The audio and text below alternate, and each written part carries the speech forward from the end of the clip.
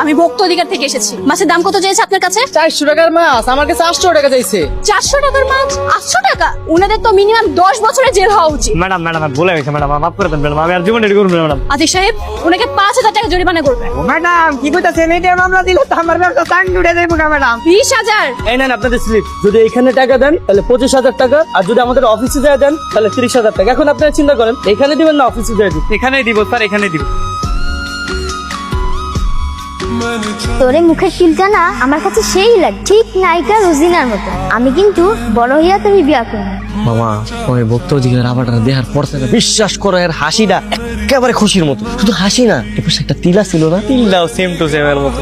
এরা দেহার পর থেকে আমার ছোটবেলার খুশির কথা মনে পড়তেছে বারবার। 10,000 টাকা জরিমানা দিয়া তোর মাথা পুরাটা গেছে। 2 দিন আগে ভাই আমার চেহারা কিন্তু এমন আছিল না, কালা ভাল্লুকের মতো আছিল। আমার মানুষের টর্চ লাইট দিয়ে খুঁজতো। এই ক্রিম লাগানোর পরে ভাই ও যে চমল্লক চেহারা হয়ে গেছে, মানুষে খালি